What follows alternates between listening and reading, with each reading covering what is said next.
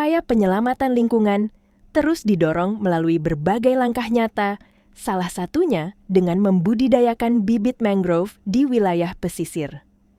Gerakan ini dinilai efektif dalam menjaga keseimbangan alam sekaligus melindungi kawasan pantai dari berbagai ancaman kerusakan lingkungan.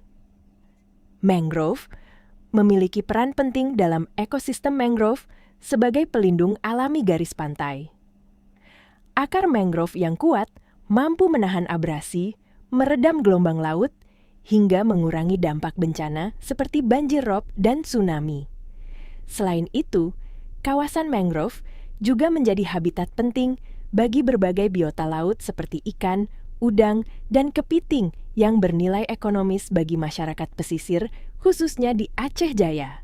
Tidak hanya itu, mangrove juga dikenal mampu menyerap karbon dalam jumlah besar, bahkan lebih efektif dibandingkan hutan daratan. Hal ini menjadikan penanaman mangrove sebagai salah satu solusi alami dalam menekan dampak perubahan iklim. Bertepatan dengan peringatan Hari Bumi, upaya pelestarian lingkungan terus digalakan oleh berbagai pihak.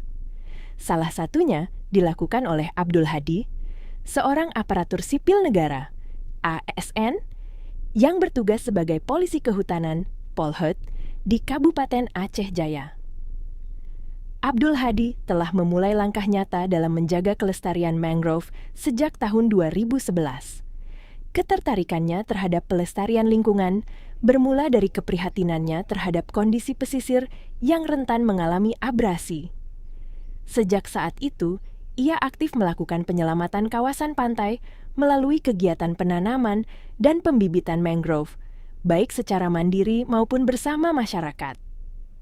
Dalam perannya sebagai Polhut, Abdul tidak hanya menjalankan tugas pengawasan hutan, tetapi juga terlibat langsung dalam menjaga kelestarian kawasan pesisir. Saya memulai di mangrove ini sejak tahun 2012, namun di tahun 2020 di ekowisata, di 2021 saya mendirikan Yayasan Aceh Jaya Mangrove Institute.